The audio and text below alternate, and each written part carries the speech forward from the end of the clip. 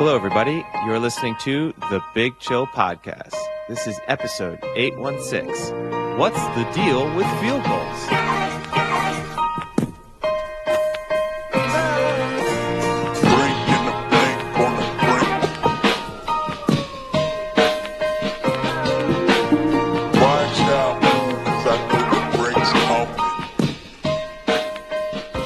Hello, Big Chillians, and welcome back to the Big Chill Podcast. Frank, joined as always with Eddie.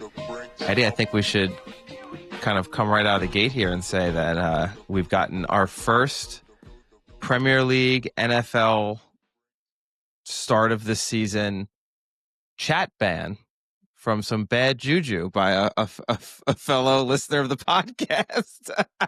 Ollie's on a ban. So we're as you know, let me explain a little bit for those who don't know. Is I'm sure most of our listeners know that Eddie, he's not just a little stitious; he's very superstitious. And one only of his on superstitions, only on sports. sports. Rest of my life, I don't care. But sports-wise, I do fundamentally believe that we can influence professional sporting outcomes from thousands of miles away. Longtime listeners will know his trick with the toothbrush and other various methods to get late goals or late touchdowns.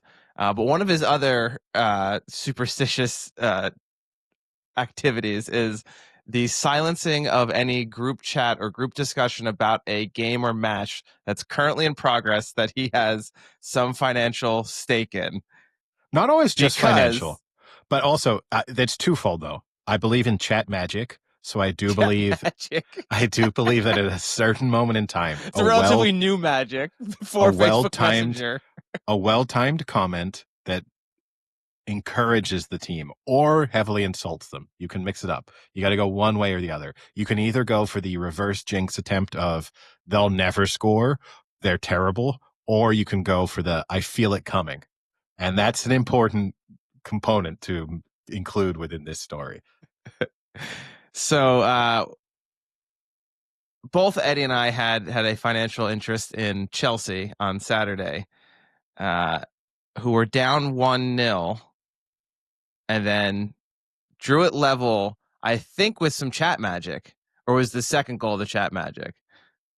I'm not going to take full credit for the first bit of chat magic, but I did at least I did pull out the insult to Chelsea. I said that they were shit. And then maybe it was I also piled in and also said that they were shit. But that was fairly early. That was pre-halftime, or I think that was going into halftime. So then it was sort of 30 minutes of real time later they equalized. So I can't claim too much. However, I then pulled out the I feel the winner coming with whatever that was, 10 minutes left in the match. And 3 minutes later, they took the lead 2-1. And at that point, it felt great. It was, I've nailed it. I've done my duties within the chat. I have helped everyone. I've helped us with financial incentives. Ollie, who's a Chelsea supporter, who may have also had a financial interest in the match.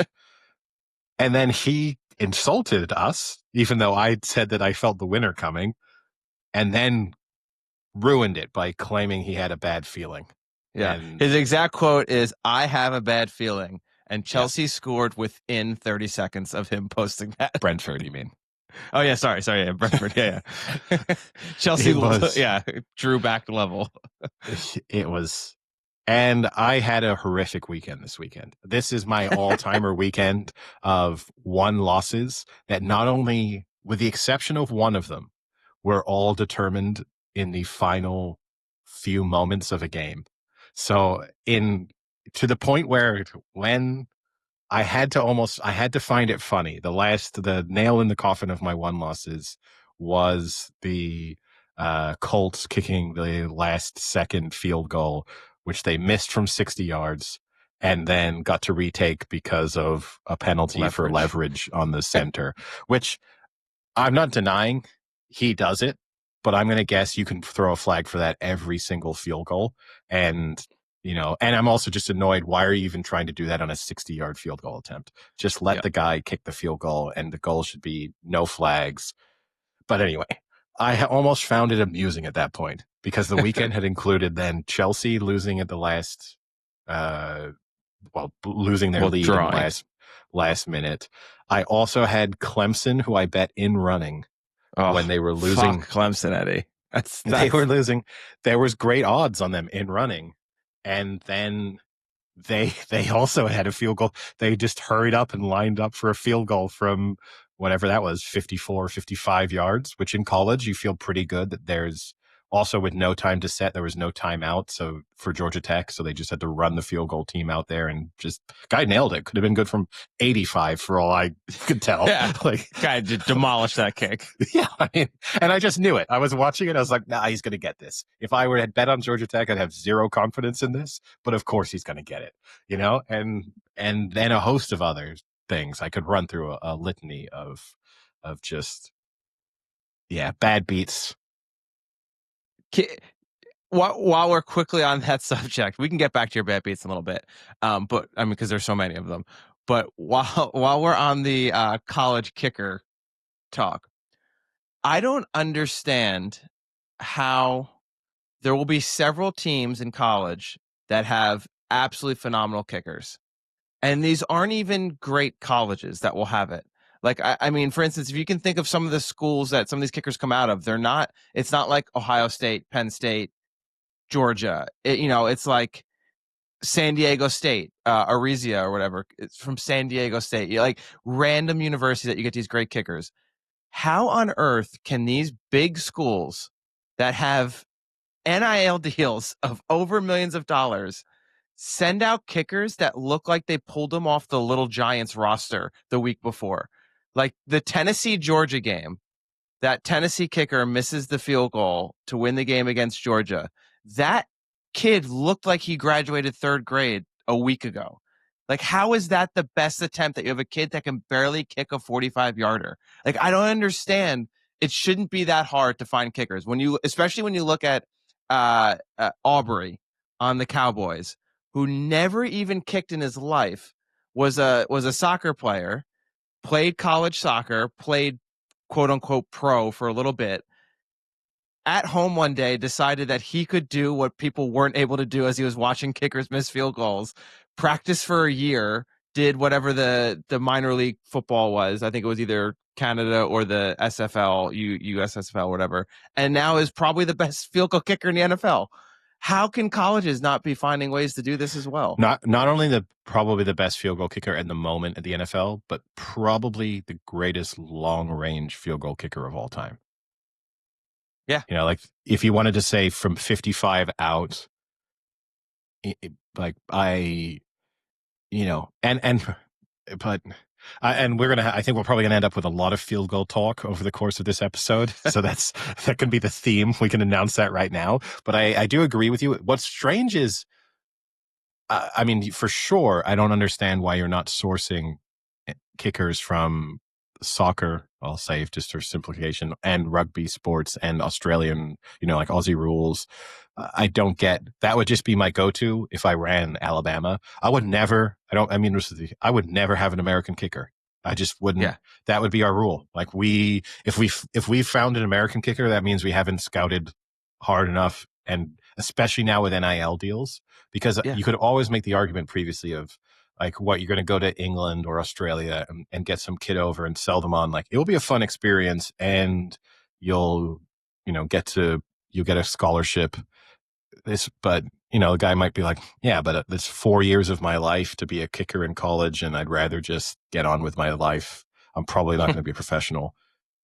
Now you get to say, and we'll pay you $250,000 a year, which more.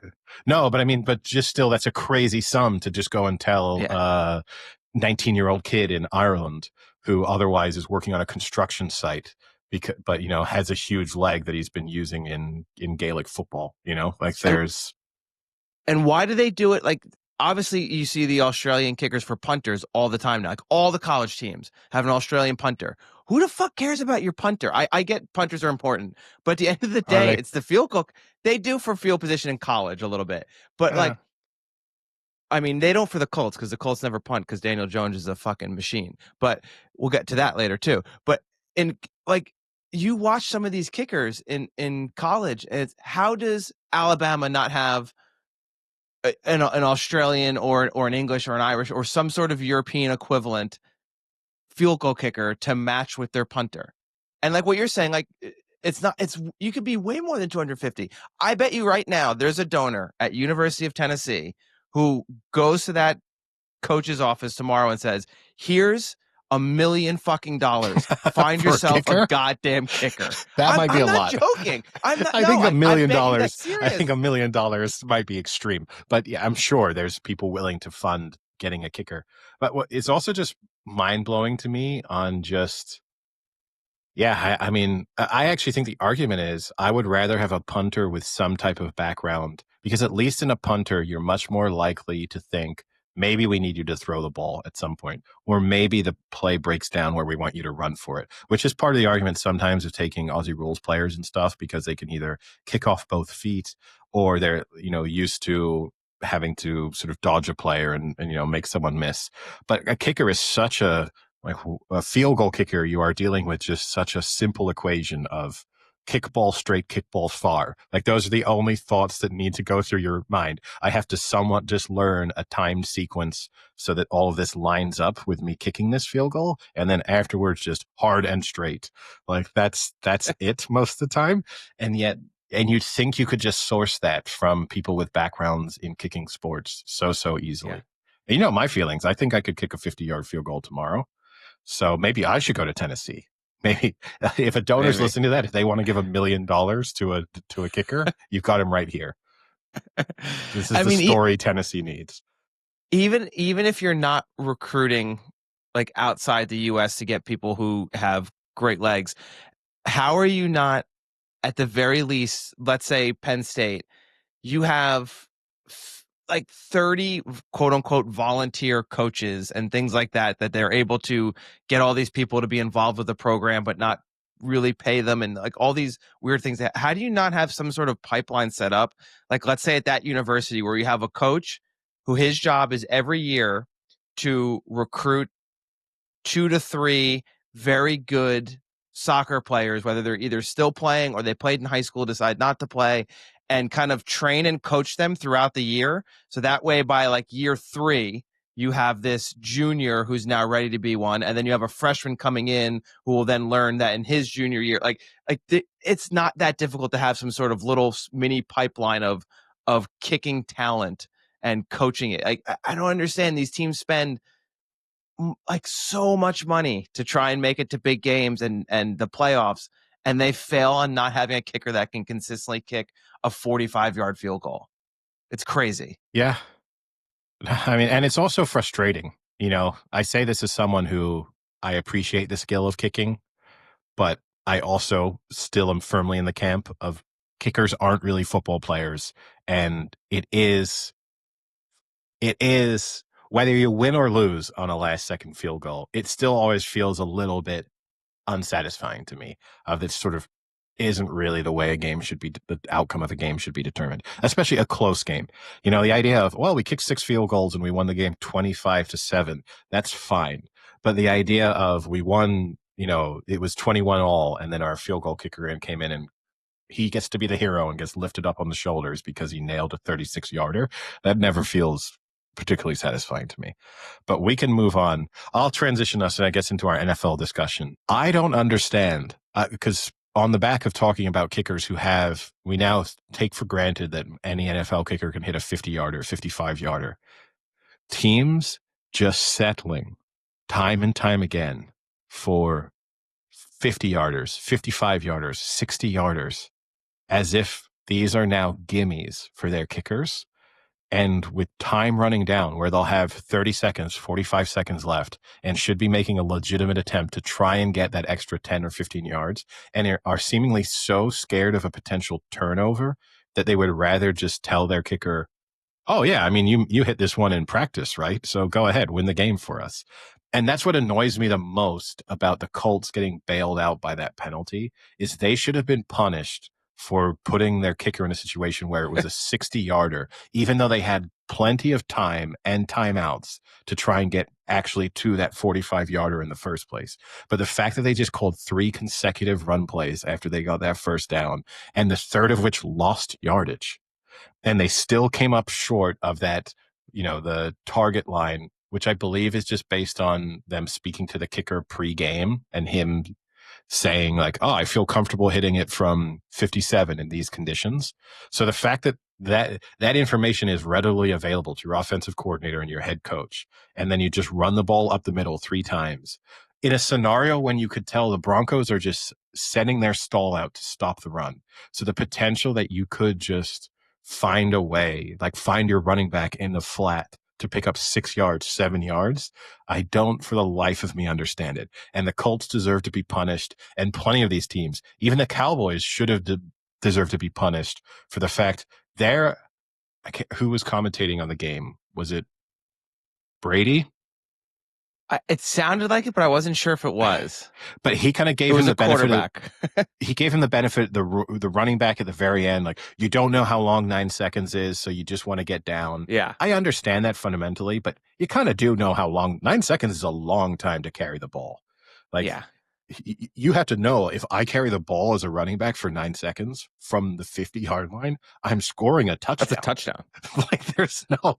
You don't just kind of wander around for 9 seconds. So knowing that your team had a timeout, so you don't have to be worried about like, oh, you shouldn't be falling to the ground after 5 yards because you're worried about the fact that the game might expire. Yeah. Yeah. So that Colts last drive that you're talking about, they were down 2 points. They got the ball on the 32-yard line. They had a 4-yard run, then a 10-yard run. And that brought them to the Indianapolis 40, so their own 46-yard line at the 2-minute warning. They then do another 4-yard run, a no-yard run, and then 3rd and 6 at the 50, they pass for a first down. Denver calls its last timeout, so effectively they can now run the clock down to 0 whenever they would like. Yep. They then do a 2-yard run, a 1-yard run, and a negative 2-yard run to get it to the Denver 40 for that kick. When Daniel Jones has like 320 yards passing and they're passing just as effectively as they are running, like they did run the ball well. I think Jonathan Taylor had like 150 yards rushing, but they're throwing the ball just as well. Like mix in a pass if it's like you can have a pass with like a swing option or like a easy completion if needed, like in the flats, so you don't waste the time. But and I get it, you're scared of the sack. That's the thing. You don't want to get sacked completely out of field goal range. But it should have been completely game over when they got that last first down, especially because I wasn't even, as someone who had money on the Broncos, I wasn't actually even in favor of the Broncos using the timeouts, because I felt like that made it a simple equation for the Colts of, oh, we now don't need to do anything. The Broncos have no chance of answering this no matter what happens. Whereas you could have at least hoped, like, maybe they'll throw it and they'll throw an incompletion, or a guy will run out of bounds, and then we can save that timeout and we can put them in a 4th down situation where there's 30 seconds left and we can call that timeout and at least make them think, oh, if we miss this field goal, they're nearly in field goal range immediately on the back of that miss. And so, I mean, not that it mattered because they would have won the game, but you still see what I mean. You're kind of putting yourself in a situation of like, at least we have to worry about this a bit, not just we can kick this with time expiring under exactly the situation that we want. But they should have been punished for conservative play call. They didn't deserve to win that game based on the decision making they had within those final 2 minutes and get bailed out by a correct penalty, but one that I genuinely think could get called on every field goal if you really wanted to. Yeah, I mean, that was one of the afternoon games, and that game and the other afternoon game, the Cardinals-Panthers, both of those games ended up being way more exciting than the supposed marquee matchup game of the Eagles and the Chiefs, which was the only game on at the bar that I was at for the afternoon games. And it was like watching paint dry at times. Like, that game was just fucking boring. Well, I was watching on Red Zone primarily, and it was reflected in the fact that game barely made Red Zone appearances. So we saw a lot of the Colts-Broncos game, a lot of the Cardinals Panthers game, very little of the Eagles Chiefs game, and most of the time it was showing it just out of, I think, a sense of obligation that these were two Yeah. good teams, and we now needed to see Patrick Mahomes have a 3-and-out from his own 30. Like, there was nothing of interest really, and it wasn't as if, oh, there's nothing going on in the other two games. It was like, actually, the Colts are in the Broncos half. I would rather see that over watch Patrick Mahomes try and get the ball to Travis Kelce for the 95th time this game.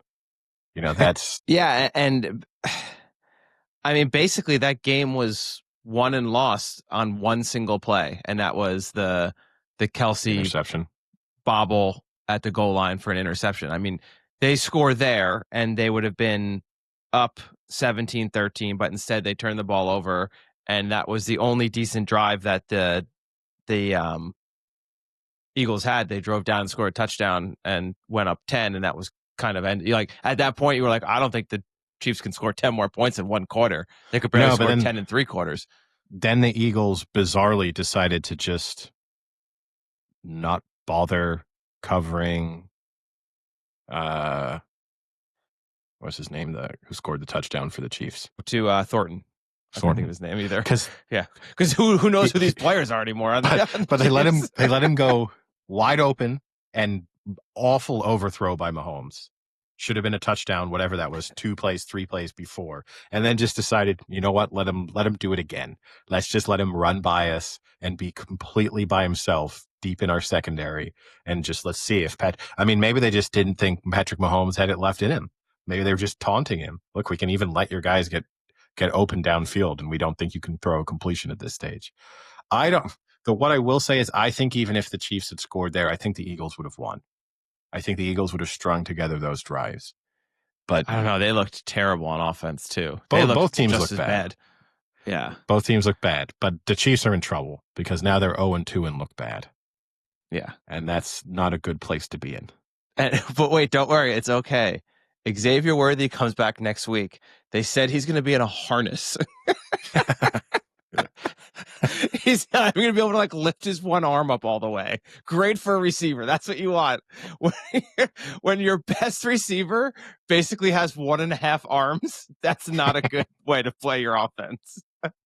Yeah.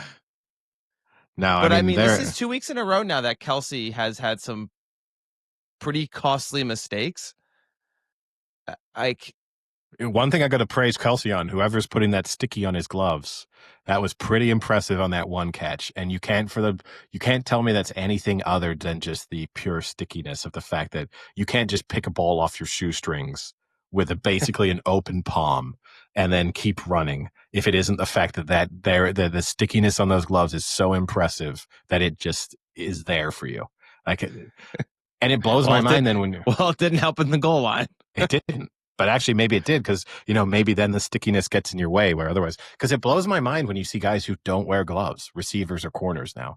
I don't understand given how good they are. The logic behind, I don't want that assistance.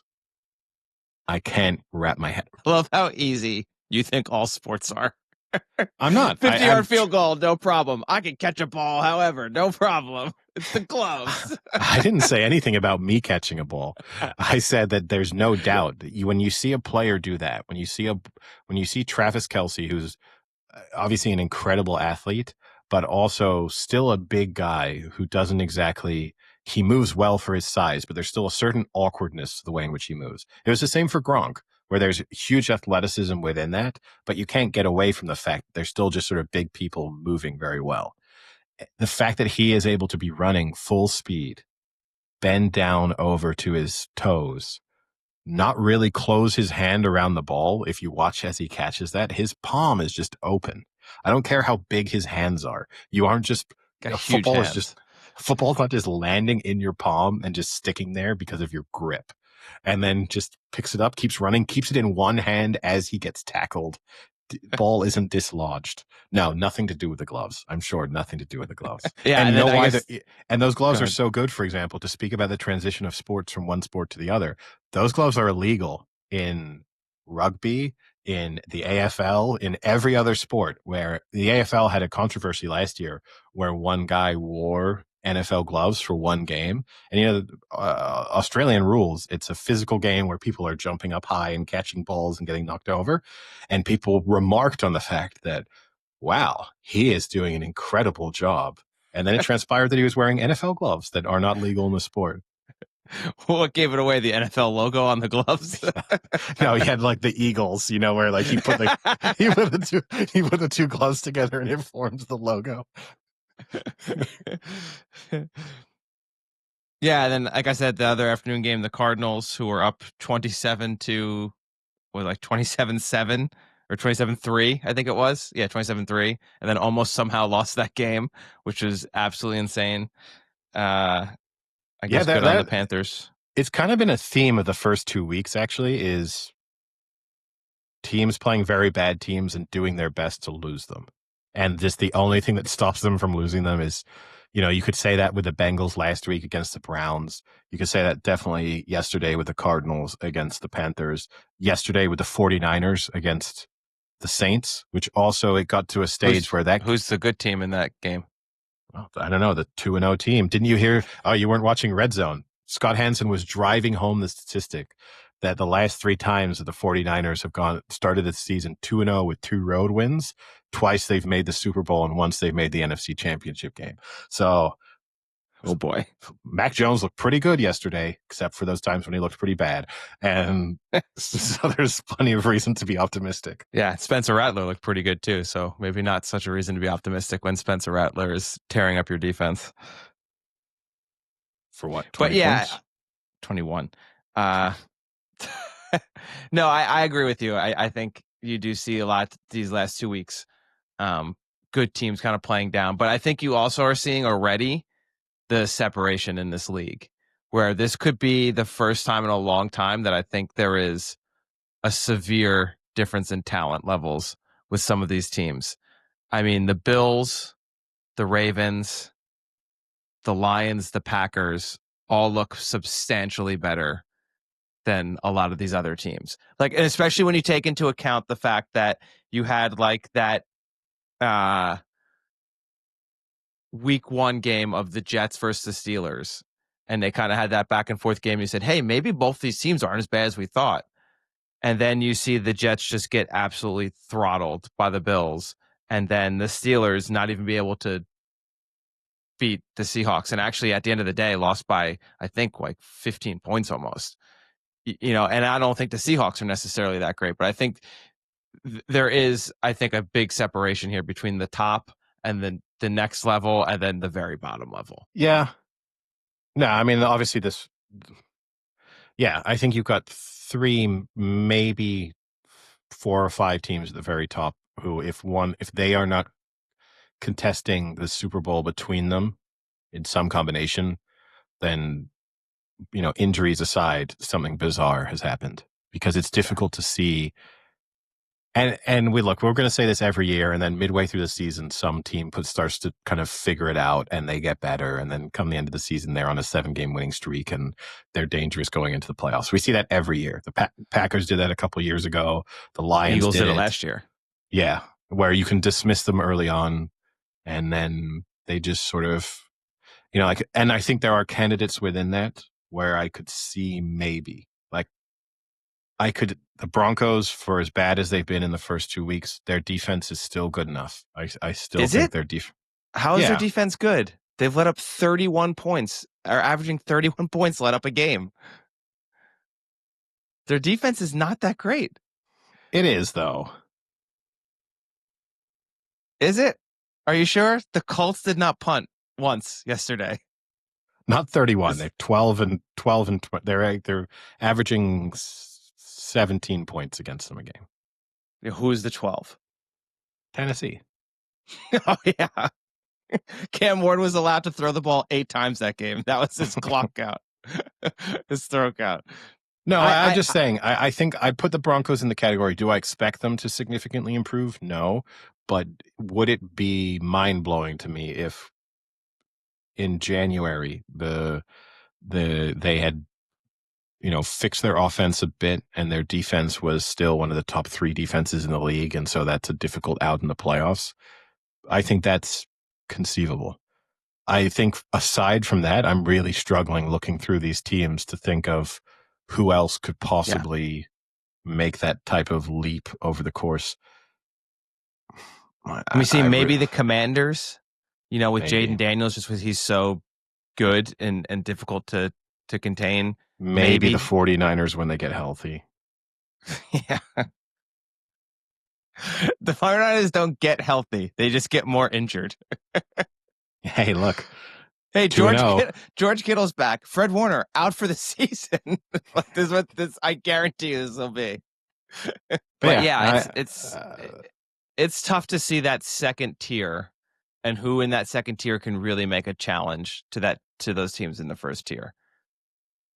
And I don't know where I put the Eagles. I mean, defending Super Bowl champs, I don't think they're in the first tier, but we did the same fucking mistake last year where we kind of thought at the beginning of the season they didn't look great, and then they kind of turned it on come playoff time. But their defense is not what it was last year. They don't have that defensive line is not as good as it was last year. So, without that, I don't know if they are going to be Super Bowl contenders. I know this is going to sound so stupid, because to say we'll know more about a team 5 games in, but I really think the Eagles, their run of their next 3 games are such an interesting set of tests. When do they play the Giants? That's the test. That's in 4 games.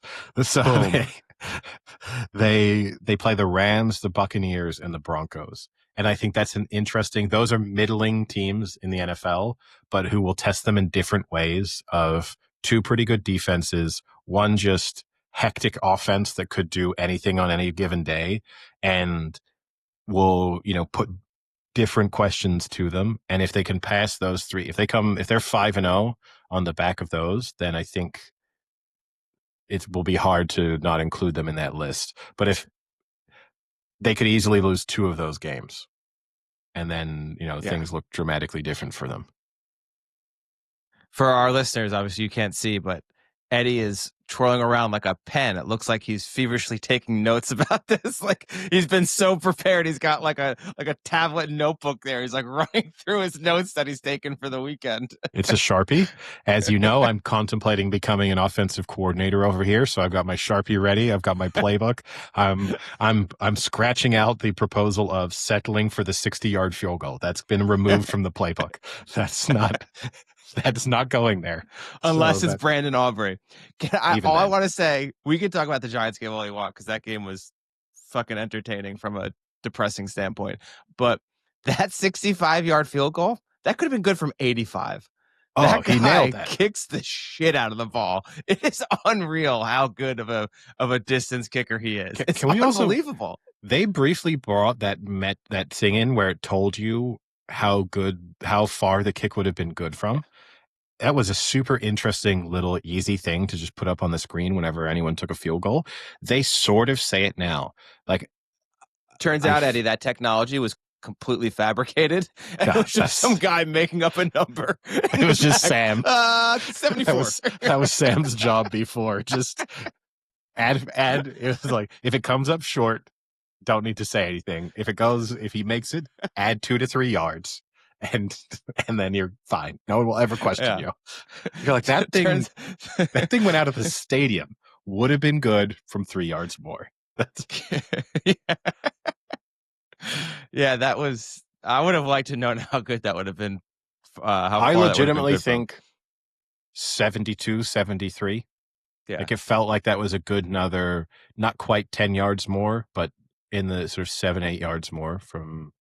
And now they want to say like, well, yeah, but from that distance, the trajectory, he would have been blocked. Yeah, and at least that was an exciting game. The Giants Cowboys, a good back and forth game, really opened up in the second half where they decided to just bomb the ball every play, both teams.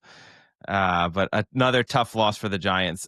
I obviously hate watching a team lose, but I'm a little happier watching a team at least do good offensively for the first time in what feels honestly like 8 years. Like that was super encouraging to see, Wan'Dale Robinson, Malik Neighbors play really well. Wilson air it out. Like it was fun to watch, and it sucks that they lost, and they should not have lost that game. I mean, they pretty much had the Cowboys right where they wanted them. And, you let CeeDee Lamb get open for a 35-yard reception with 20 seconds left, and then Aubrey kicks that 64-yarder. It's tough, right? Because there's 24 points scored in the last 6-7 minutes of the game. So I think either team could say we shouldn't have gone to overtime. We should, you can be a Cowboys fan and say, how did we let neighbors get free behind us for a Wilson moon ball? Like that would have been the one thing we would have known was the real way we lose that game. So, I think that's where either team could point to. And then even in overtime, obviously each team had possession of the ball and failed to do anything with it. So even in the overtime, you could say multiple possessions. Yeah, you could say we had a chance in overtime to just get in field goal range and win it, and failed to even do that. But they're still 0-2, so great start to the year for the Giants. I mean, I think that was kind of perfect. Yeah, you want to be bad. That was fun. And there's things within that to be positive about, certainly offensively. Defensively, I don't know if there's a lot to be positive about. They're so bad defensively. But what's crazy is like up front, though, they're actually really good. Like if they can get someone to a 3rd and long, their pass rush is great. They had multiple sacks. Yeah, they had like multiple sacks. That's the problem, is they can never hold anyone on 1st and 2nd down. Let me get my Sharpie out. Just in case I become defensive coordinator. If we can have people 3rd and long, we're in a good spot. Okay. Yeah. Great spot. Taken. Great spot. Yeah. I mean, they have absolutely no linebackers, which is insane. But yeah, my issue is with the Giants is they're obviously not going to have a good season. And the worry when you have players of that caliber of like Malik Neighbors, who I think is phenomenal. How long can you keep him happy that he decides that he doesn't want to play anymore and wants to be traded or move on or leave or not sign another contract? And that's the worry, is that they're actually building a good young team. But if they go 2-15, is that team going to want to be there the next year? Like with the increased, draft capital they have and another good year of maybe signing free agents. And is this enough to keep Neighbors happy? Like, what do you have, 150 yards and 2 TDs? If you can give him that every other game and they only win 3 games, will he be happy enough that he's doing well? Or is the losing just going to be too much? And that's the worry. Yeah, I mean, it's tough because you also then, if you're him, where do you go? Where do you end up? Because as we've also sort of discussed, to the Chiefs. Yeah. Wow, the Chiefs also. I have one other little rant, Chiefs related. And I dislike the Chiefs more and more each week that goes by. We know. The fact that pre-game, multiple players wore the free number 4 shirts, the free Rashee Rice shirts. The guy is suspended because he crashed a car at 91 miles an hour into people, having been driving at like 115 moments before the crash. He's not a political prisoner who's being censored. Like, you shouldn't be calling for him to be freed. And if you want to say that's them showing support to their teammate, then wear a shirt that says, hey, like the one I made you of what's his face. Do like one for Rashee Rice. For Victor Hovland. Yeah, do that. But the idea that you actually go to the extent of putting free on it as if he is being wronged, an injustice has been done by the fact that he's lucky he didn't kill anyone and with what he did, and he's lucky that he's not facing more severe consequences. So his 5-game suspension that he accepted, because I bet you when he got offered that 5-game suspension, he couldn't believe that it was only a 5-game suspension. Just shut up about it. Don't make yourself just make the whole team look like assholes. Yeah. Speaking of, I agree with you. I have a slightly funnier note. Speaking of the Victor Hovland shirt, when I wore that shirt the last time we were all out, one of the people who we were with loved that shirt, and it reminded me of he was the person that we wanted to pretend like we call everyone Baby Doll. And yesterday, I don't know if you saw in the Emmys, Baby Doll Dixon got a shout out at the Emmys. Because when Stephen Colbert won, he was like, I got to thank my agent, Baby Doll James Dixon. I was like, yes. I'm so tired of hearing about Baby Doll Dixon. There's, if I could never hear about on the him. fucking Emmys. I want Baby Doll on the podcast. No. All right, moving to other games. The Bengals somehow survived, somehow won that game Yeah. from multiple positions where it looked like they were done. And then Joe Burrow has turf toe, may have to have surgery, and looks like he could be out for up to 3 months. Can they name it something other than turf toe? It does sound just like you like brushed your toe up against, like it doesn't sound like a Can serious they give us thing. like what the actual medical name is for like if someone gets this injury and they're not a football player, do they go to the hospital? Like, guess what, buddy? You got turf toe. Oh, that sounds good. No, actually, you're out 10 to 12 weeks. Like, okay, we'll start calling it a metatars. This is a tough word. This is why they call it turf toe, because you get metatardis. No, metatarsophalangeal joint sprain. Okay, so he's got a toe joint sprain. Basically, yes. Give me that. Yeah. He's got a sprained toe. He has a sprain to the connective tissue between the foot and the toe. Yeah. And when it's only turf toe when the big toe is involved. I did not know that. There we go. So if you go to the hospital, you can still have turf toe and not be a football player? I guess so. But I do agree with you. It's not a good name, but I find myself torn because the obvious conversation is that the Bengals are done without Joe Burrow for 3 months. But then the takeaway from yesterday's game is maybe the Bengals are slightly better without Joe Burrow because their offense, it didn't look amazing, but it definitely improved once he went out of the game. Yeah. I mean, obviously, I don't think so. I know you like to pull the is Joe Burrow really actually good? He was getting demolished that game, and maybe once Burrow went out and they injured him, the defense kind of said, hey, let's not pressure Jake Browning because we feel bad. We already took Burrow out. They look bad enough. Let's let Jake Browning just defeat himself and let's not blitz him. And that's kind of what happened. And he did throw, I think, 2 touchdowns, but he also had 3 interceptions. So not the best game for Jake Browning. But you were right. They did. They did look QBR better offensively. You love QBR, and Joe Burrow had a QBR 63.1, and Jake Browning had a QBR 68.1. So he had a 68 QBR with 3 interceptions. That's pretty good. Well, 241 yards. Yeah, 2 touchdowns, 3 interceptions. Yeah, that's impressive. Yeah.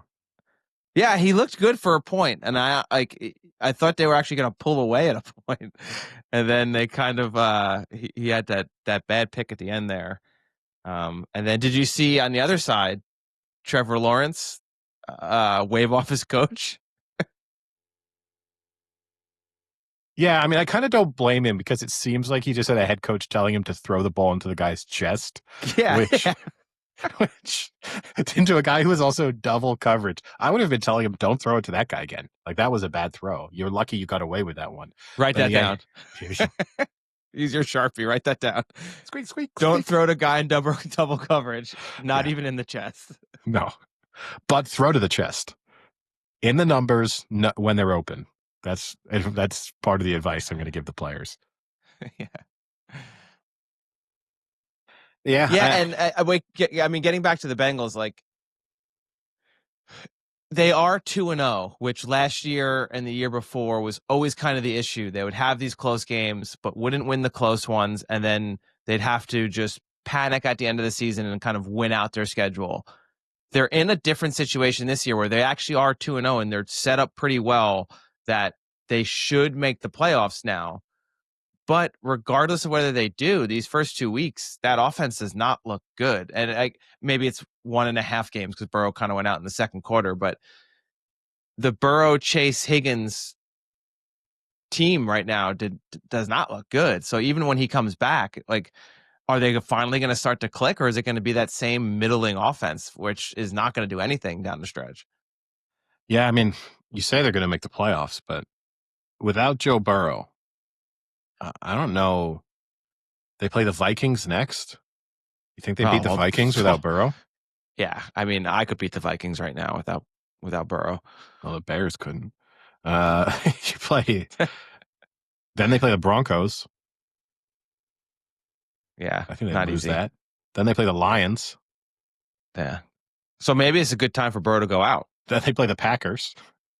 I mean, this could be a great time for Burrow to go out. I don't think they beat the Packers or the Lions anyway.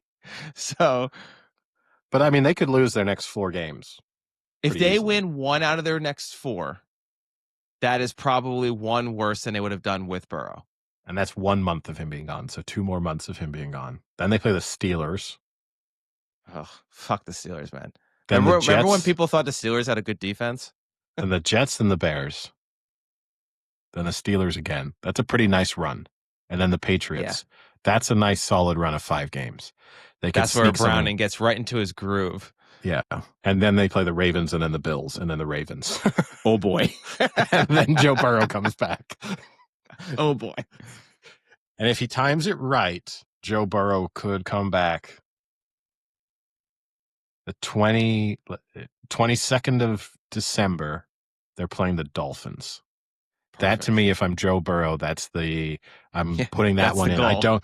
I don't want hey, the bro, 14th. You want to come back against the Ravens? Yeah. No. Because the 14th of December would be right on 3 months, and he doesn't want that one. No, don't take that one. Yeah, that's a tough schedule. That is a very tough schedule. One other note, actually, I got to say, from the Colts-Broncos game, just to go back to that one finally. I know a lot of people are giving the owner, the Colts owner, a hard time for the fact that she's on the sidelines and listening to plays and has the playbook. Isn't it Irsay's daughter, right? Yeah. Yeah. So she's been involved with the team for forever. It's not, they treat her as if she's some new owner who's just getting involved in team operations. She's been in and around the team for like a Disney years. Movie. You know, like somehow like she knew nothing about football, but inherited this team, like a Mr. Deeds scenario where she suddenly inherited the Colts. Yeah. And is contemplating putting herself in at quarterback. Oh, I like the headset the head coach has. Can I have one? Yes. And then sort of bedazzling the headset. What a great movie we've just made. Wait, let me get out the Sharpie. Yeah, write that down for when you become a director. Yeah. I don't know why. I mean, I know why she's getting as much hate as she is. In part, it's just because she's a woman. But assuming she's not interfering, her idea of just, I'm running this team and I think it's useful for me to be hearing how things are working. And like, if she's not trying to say, you shouldn't have called that, we need to be running the ball there, then who cares? That's just her wanting to know as much as possible about the team, like, I don't know why it's a big deal and as noteworthy. I do think if it was a male owner, people would think almost nothing of it. I mean, you don't think Jerry Jones has an earpiece in a Secret Service earpiece? I think at this point, Jerry Jones is just a puppet. He's having other people operate him. So I don't think there's any earpieces functioning for Jerry Jones. Yeah, I don't have an issue with it. I mean, it doesn't seem to be distracting the team. I mean, they're 2-0. The only reason I felt bad for her was when they then kicked the game-winning field goal. She is on the sideline. She is in an awkward spot. She got smashed? No, she didn't. But you can tell that she wants to celebrate, but she's also trying to celebrate a bit like an owner. So not going too overboard in the celebration. But she's also not getting anyone else really interacting with her as she celebrates because they are, jumping into each other and, doing various things that they're not going to pick the owner up and toss her over into the stands. So, it's that I did feel a little sorry for her, where it did feel like watching someone who's at a party but doesn't know anyone, and then just sort of gets the moment of realizing that they're all by themselves. Yeah, I mean, we've literally just stumbled across like a Princess Diaries meets Mr. Deeds meets like Angels in the Outfield such a movie here. This is perfect. Oh yeah, maybe that's why maybe Jim Irsay's spirit exactly is now. That's how the Colts are 2-0. So you think she's not celebrating with anyone, but she can see who she's celebrating with. She's getting, and that's Jim how Irsay Daniel Jones became the best QB. It's the angels are carrying his football and hitting the player right in the chest. That's why it's so difficult for Trevor Lawrence. He doesn't have angels to help him hit the ball in the chest, but Daniel Jones does. Yeah, I mean, might be unstoppable for Daniel Jones. What a great 2 weeks for Daniel Jones. I mean, he must feel like he's the fucking greatest player in the NFL after 2 weeks. Just, hey, Giants, how you doing? 0-2. Yeah, must suck. Yeah, I mean, I do think we're rushing to.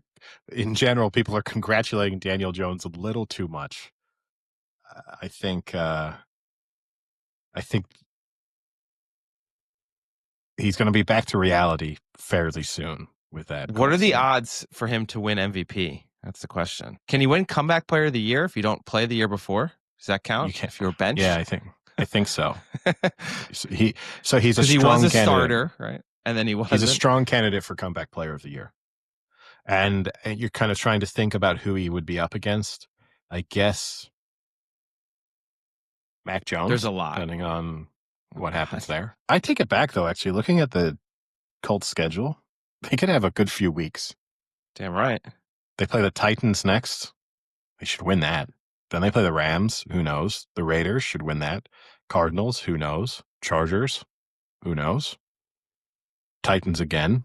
Steelers. Falcons. Chiefs. Chiefs are the worst team in the league, so that's an easy win. There's maybe the Colts are going to go 17-0.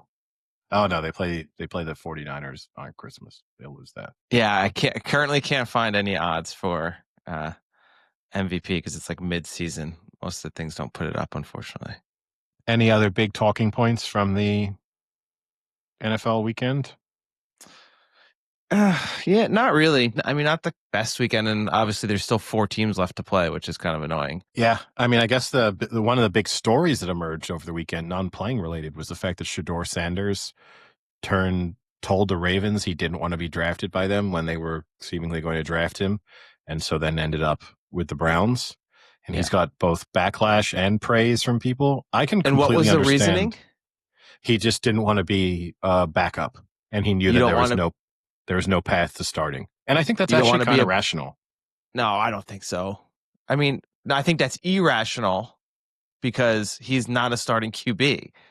But he could end up being one at the Browns. There's no way he's not taking the position away from Lamar Jackson. This is why athletes are so dumb sometimes. Why do you want, how many times have you watched quarterbacks come out of college into the pros and make it to be a starting QB on an absolute shit team and ruin their career? I mean, Daniel Jones is the great example. Daniel Jones came into the Giants, almost fucking ruined his career. He's now got a second chance on a somewhat competent team, and maybe he'll end up being a long-time NFL quarterback, whether it's starting or backup or whatever. But so many times quarterbacks go to shit teams and they just get fucking ruined. I would so much rather, as a quarterback, do whether you want to call it the Mahomes or the Jordan Love or whatever that is, where you go to a team that's good, sit for a few years, learn from a good organization and a good coach who can put good schemes together, but then also another good quarterback. Like, how is Lamar Jackson not a great fucking mentor comp for Shedeur Sanders? Like, I would love the opportunity, if I were Shedeur Sanders, to go under Lamar Jackson and learn how he plays, how he analyzes plays, how he, sits with the coaches and goes over film and plays. Like, that would be such a great learning experience. And after 2 or 3 years, maybe you get a few starts because Lamar's hurt or he's resting. You get to showcase yourself a little bit, and then you can maybe move on. And if if it doesn't work out there, you have a good base to build off of. Like, I don't get it. I gotta say, we could not disagree on this more, because I think, yeah, sure, learning from Lamar Jackson would be useful, and the Ravens coaching staff is extremely experienced, and there's lots of talented people in and around the organization.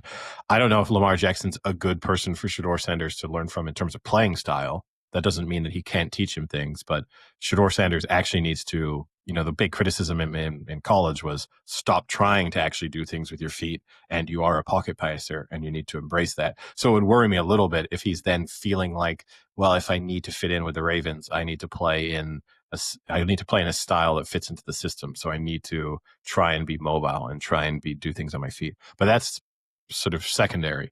But Lamar Jackson's 28. So when you talk about with Mahomes or Love, they had established quarterbacks in front of them, but those were established quarterbacks who were not going to be around for that much longer, even if they did very, very well.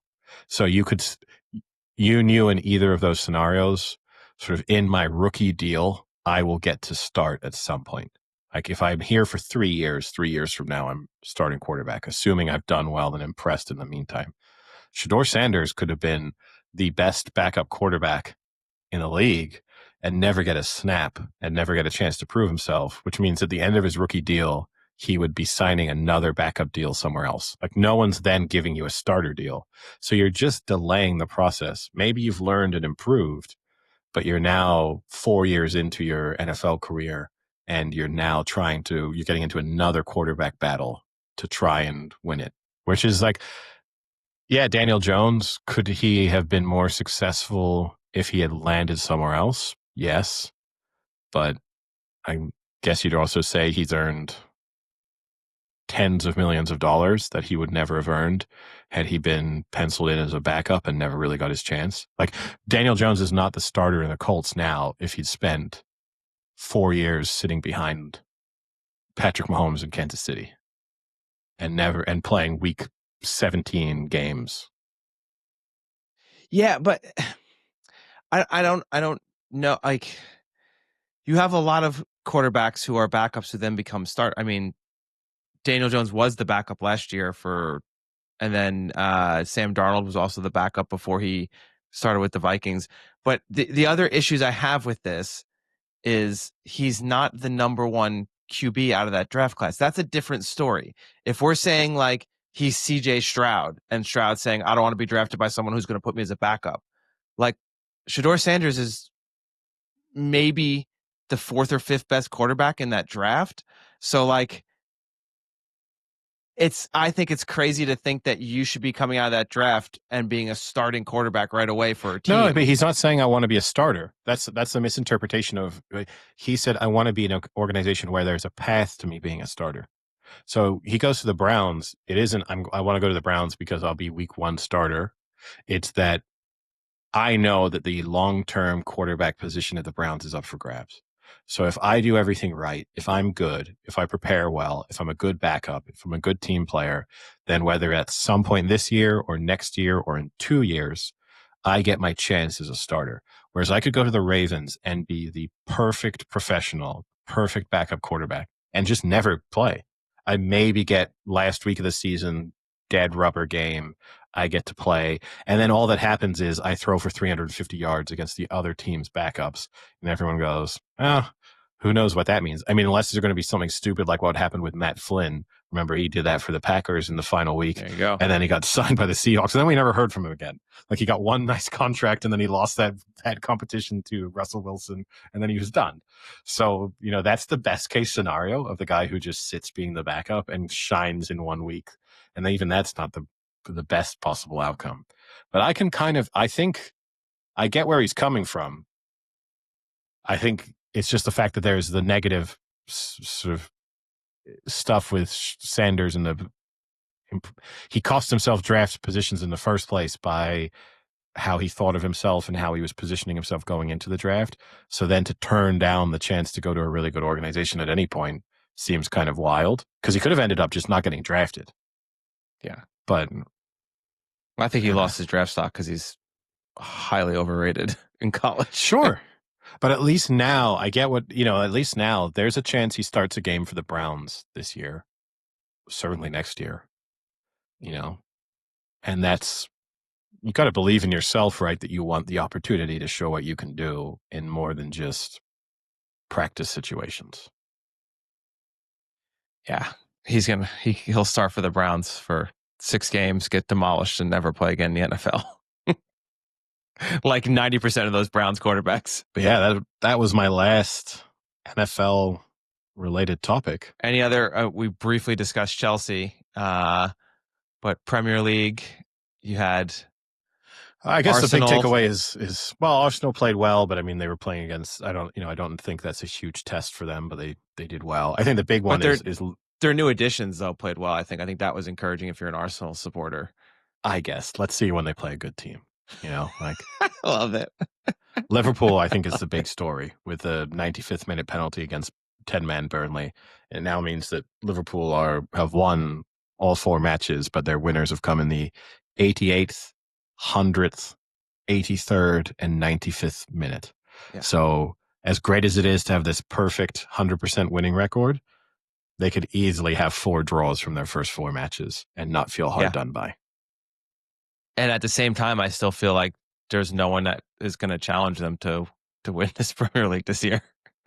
Yesterday they did not look great against Burnley. They really huffed and puffed there, and they got bailed out by Hannibal just deciding to dangle his arm out. They were not. Yeah, I think that game, aside from that penalty, that game could have gone for another 20 or 30 minutes, and I don't think Liverpool would have scored. So that was the first time where, like Crystal Palace, they blew the lead and they should have won. Bournemouth, sorry, in the opening day of the season. You kind of felt differently about that. Newcastle, similarly, they were the dominant side for large parts. Arsenal, it probably should have been a draw, but you snatch a win against a good team, that's always a good result. This one, it really felt like, I don't know. I didn't like what we saw there very much, but still a win is a win, and to have 12 points from 4 matches, it's good. But if I were giving a kind of health check on a week-to-week basis, Liverpool lost a few health rating points on the back of that. Their squad, though, is just so deep. Like, and I think the other issue is eventually a lot of these teams are going to be playing a lot more matches coming up soon, as you get deeper into the cups and then into Champions League, things like that. And their squad is just so fucking deep. Like, they're just continuing to bring out high quality players and, opportunities game in and game out. And this is, 2 matches in a row now where their subs have kind of made the difference late on to score that goal. Although yes, that was a penalty, but I think once they made some of those late subs, they were pushing a little more than they were for the first part of that second half. Yeah. No, look, they have, I think, undoubtedly the best squad in the Premier League. Certainly from an attacking perspective and midfield, they just the strength and depth that they have and the difference make. They haven't even had Isak involved yet. Yeah. So, you're the most expensive player in the history of British football hasn't even stepped foot on the pitch yet. So, yeah, I do think they'll win the Premier League. They should do after spending £500 million in the summer as defending champions. Like they're not going to get much of an applause from me for pulling that off. But yeah, and you throw in, and this isn't a criticism. I know I said it about Arsenal at different seasons. Maybe they're just the lucky team this season. And it's in every year in sports, you just have those teams who, for whatever reason, and it's a little bit of a self-fulfilling prophecy, because once you start to believe in yourselves that we will find that goal, you are much more likely to do so, because it just means you take chances or keep going in matches that otherwise maybe a team just kind of accepts the draw because they think, oh, just not our day. We'll take the 0-0 and we'll see what we can do next week. But to have had a bit of luck in 4 matches to open the season in terms of late goals, it's undeniable. But yeah, I think. Yeah, they'll probably win the league. Any comment on the Manchester derby? City looked quite good. First match, they've looked good. Yeah, and maybe Foden being healthy, that can be a huge difference maker in terms of their movement and their, and for him to get a goal, obviously nice. Haaland looked good. Somehow didn't score that other goal where he kind of rounded the goalkeeper, but other than that, and I don't. I think there's a lot of negativity surrounding Manchester United, but I actually think in the first half they were all right. Like they did do some good things in that first half and could have found themselves even potentially winning the game. But I might have to retract, mm, walk back my preseason prediction that they're going to be, reasonably good. It might surprise me if they're a top half team at this stage. Well, right now they are not a top half team. I think they're sitting like 15th or something like that.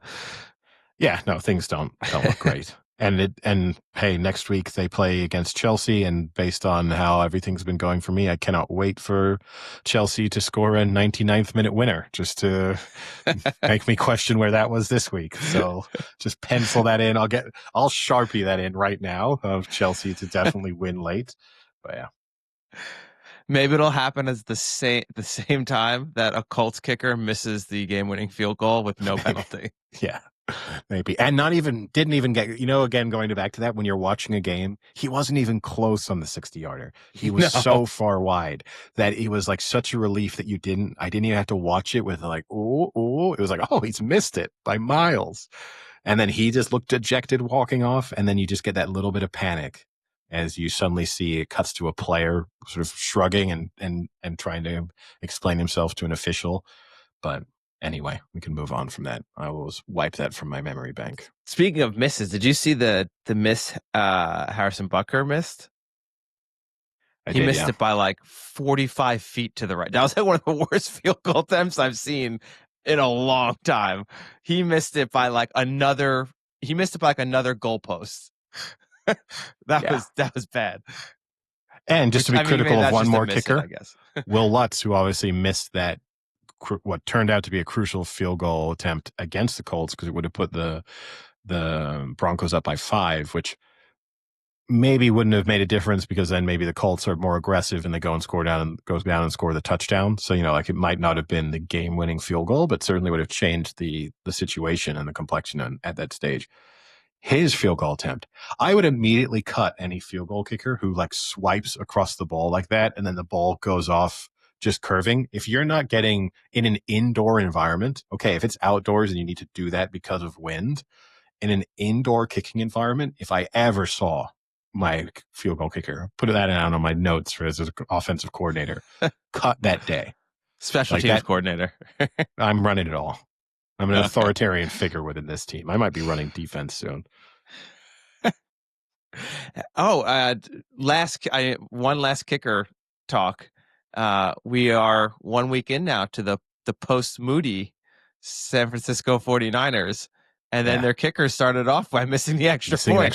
How did you feel about that one? didn't feel great at that point, but he did redeem himself. He didn't exactly nail. He was like 2 for 2, I think, on field goals. Yeah, he didn't miss a field goal. Makeable like 35-yard field goals. There was nothing. He wasn't asked. Tell Moody they're makeable. Yeah, but this is getting things underway with a missed extra point. That was great. Not good. I've got one other small sporting topic to discuss. And what's that?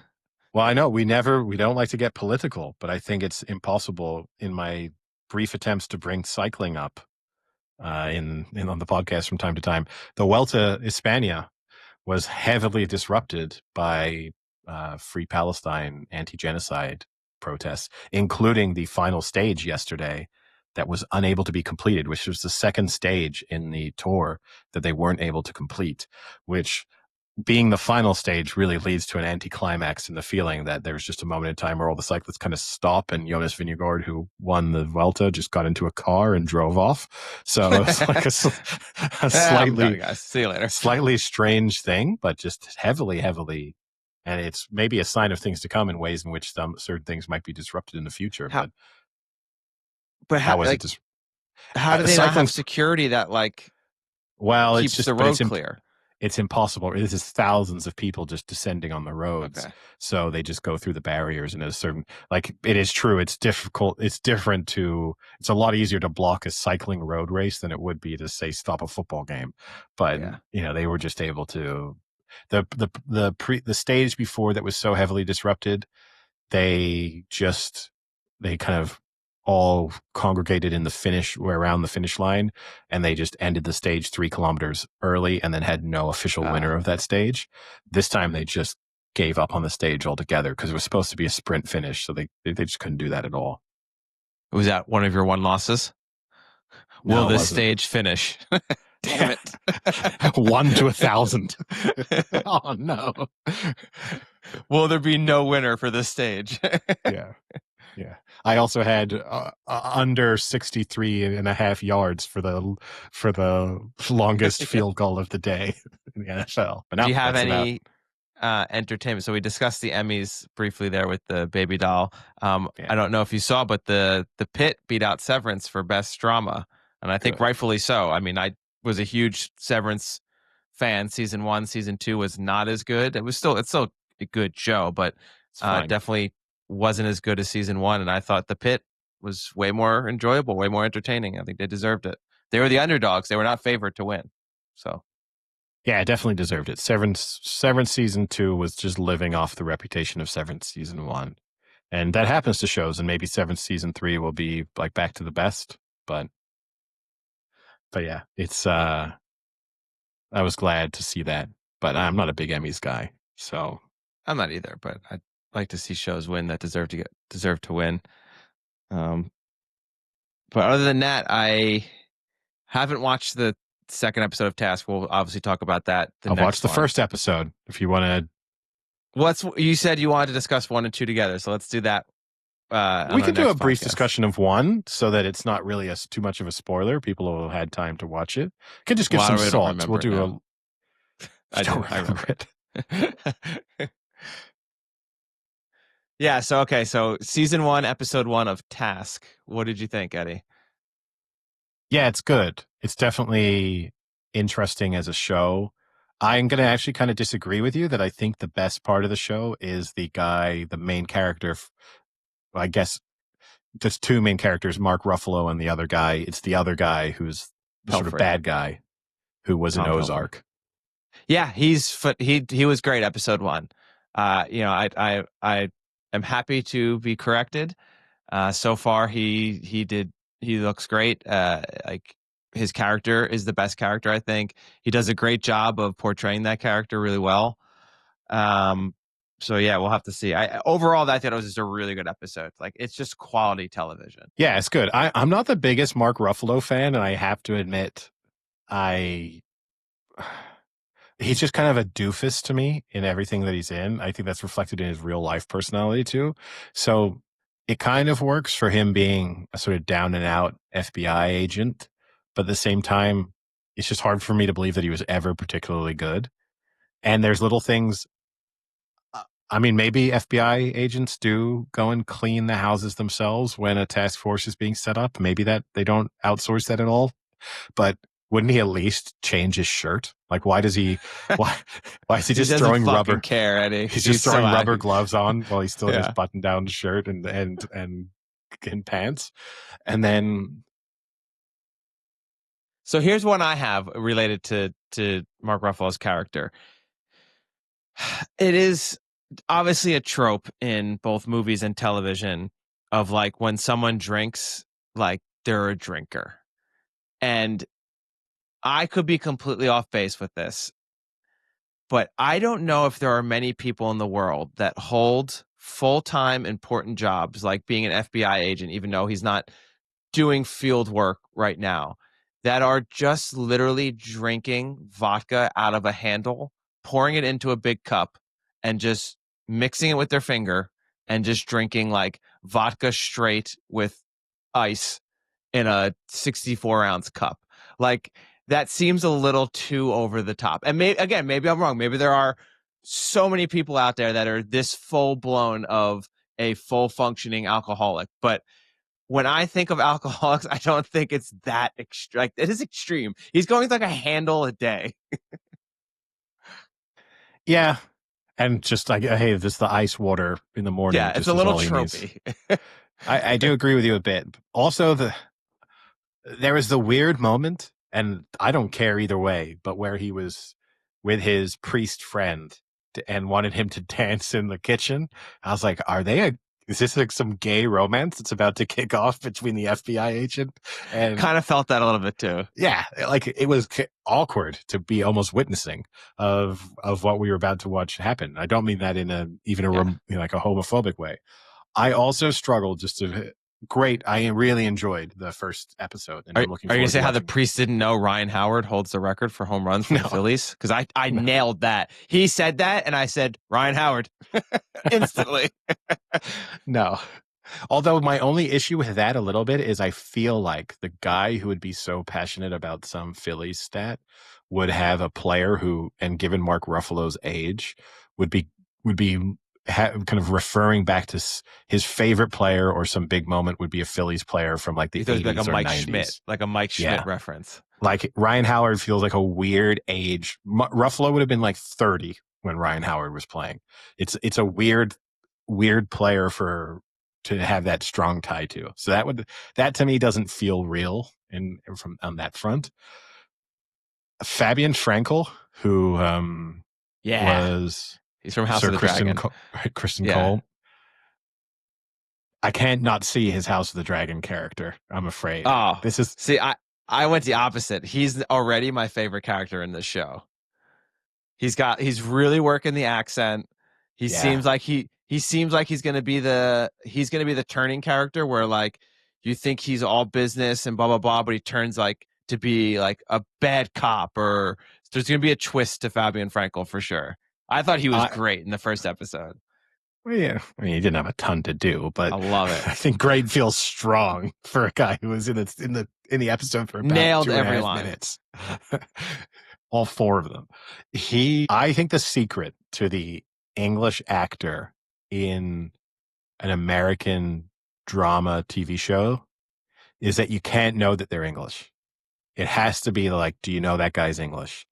I think when you know that they're English, Do you mean in a sense like that you literally outside of the show know he's English, or that there's something about his look in the show that makes him English? You can't know. You need to not know out that person in real life is English.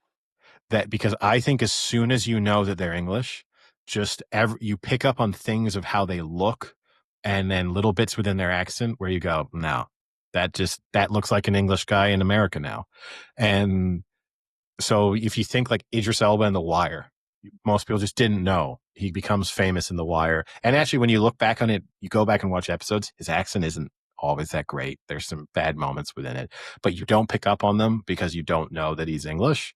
So it's okay.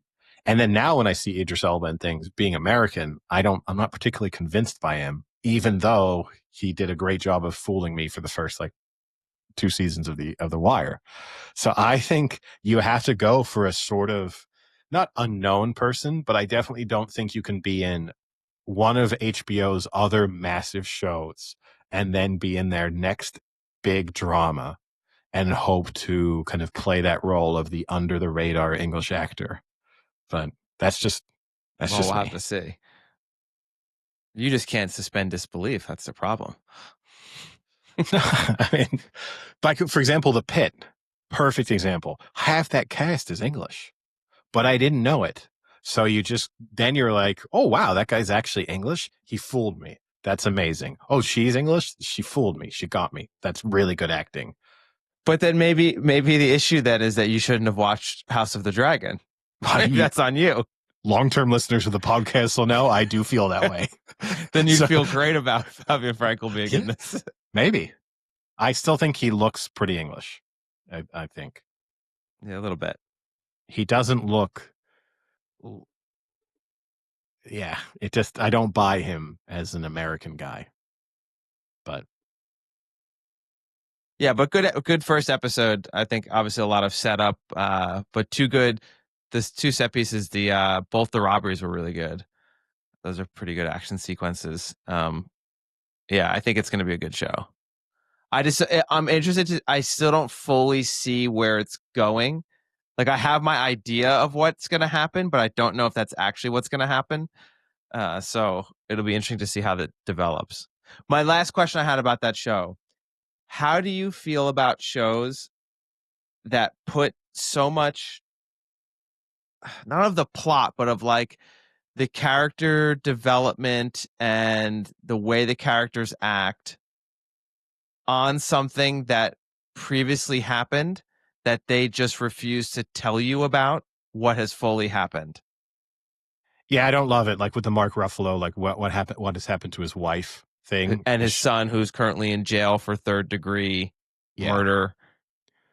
yeah, that uh, I don't love that. Because you're not solving the mystery. The mystery's already solved. Like, you know, they know what happened, right? But you just don't know as the audience member because you're not privy to that information. It's a little I also different. think I think it's also a cheating, easy way to add complexity to a character. Like you don't actually have to do any of the heavy lifting. You can just be like, well, he's deeply damaged by things. That's all. Like he's an alcoholic Yeah. and he's been downgraded to like work for the FBI job duty, and but at the same time, don't don't think he's a loser because Yeah. actually you're probably going to find out he was the greatest agent the FBI's ever had, but then his son murdered his wife, and that also, he'll get it back. He's going to bust this thing, and it also feels like a cheap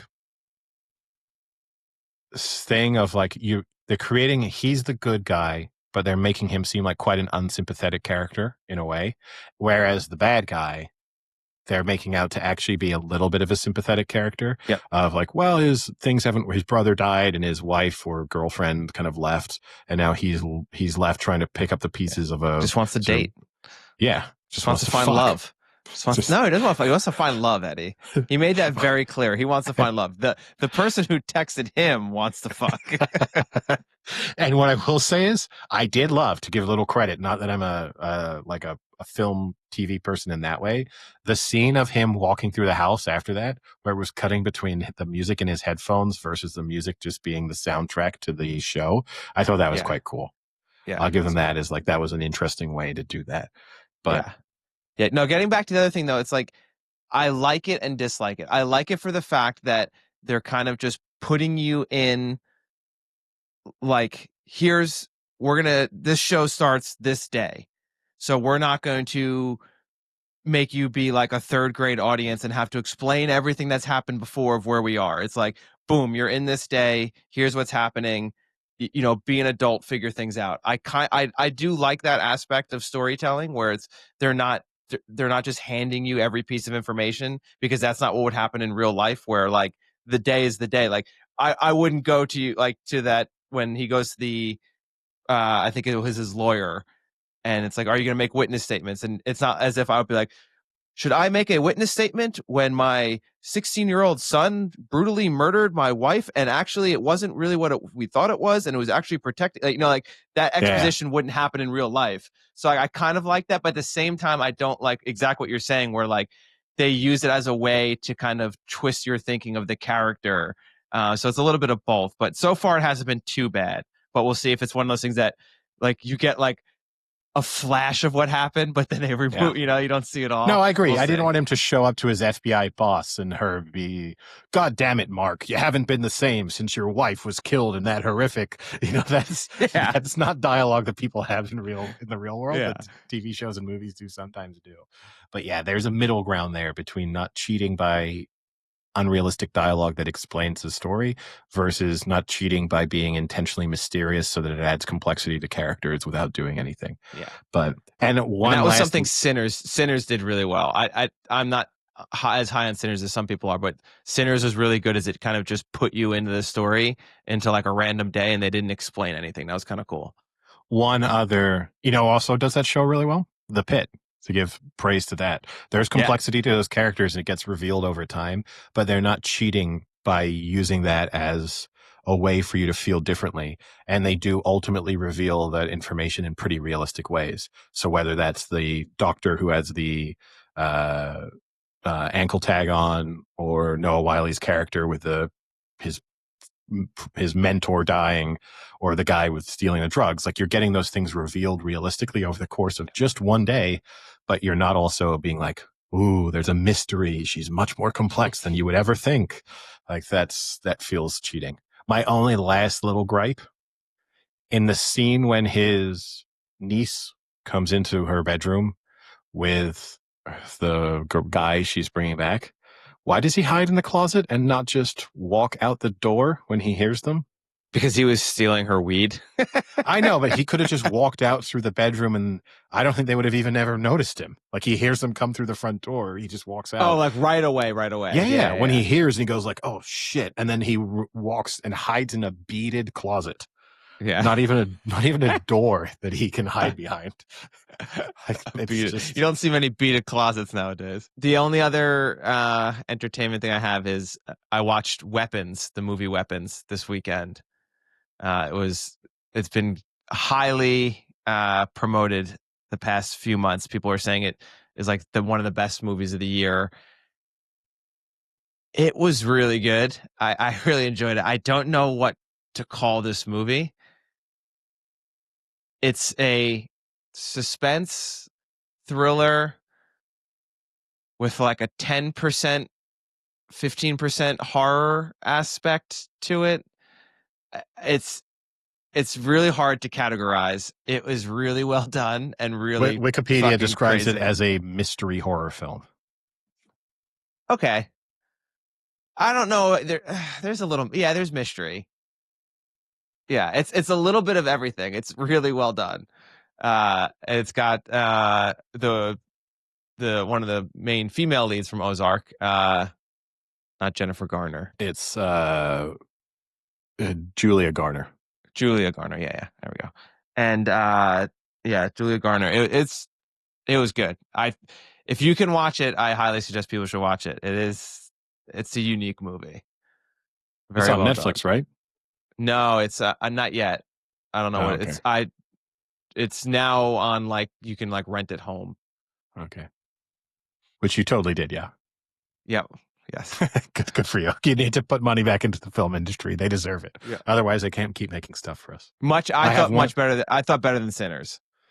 Well, I have just a little vast update because I know every once in a while some of our listeners like to get one. So I did have a few people over yesterday to watch. We played some softball. We played in the softball league, and then a couple of the guys who play on the softball team came over afterwards to watch the NFL. And Vass came. Who's this fucking random Irish guy you got over your house? He plays on our softball team now. That's Chops. Chops. Yeah. Is that his legal name or is that a nickname? That's his nickname. Does he just chop at the ball? No, they earned it pre-softball. But then Vass came over when he finished work. He brought a lot of food, way too much food, I have to say. Of which he ate none. He was just very happy that I'd like grilled a little bit of food. So he ate 3 hot dogs and a burger in the space of maybe 4 minutes. Oh my God. And then ate it and then lay on my couch and fell asleep. He slept during the game. All the games are still going on. So he arrived pretty much right when the second set of games were kicking off. Oh, pretty late. Yeah, he came pretty over late. at 9:15. He came over, something like that. 10. Yeah, 9. He slept for the entire second set of games. Like he just slept through them. Didn't move. Didn't wake up and then speak. He just was asleep. Those games wrapped up. So That's like 4 hours. Yes. Snoring. Out. Just completely out on the sofa. Like other people are there. You guys are all watching the game. 3 other people are there watching the game, still talking. On one side of the sofa. It's just him sleeping. Yeah, still talking, still eating. The game is on. There's noise. There's a dog occasionally coming and like licking his leg, and he's not moving. And then he woke up as the game's finished, at which point the other guys were like, well, I'm going to go home now. And he was like, come on, guys, we said we're going to stay till 5 and watch the other game. It's like, you've been asleep for 4 hours. But he legitimately made it seem like everyone else had let him down to the point that he was sharing an Uber with Chops to go home. He made Chops cancel the initial Uber that Chops had called at a point where Chops then had to pay for the Uber. And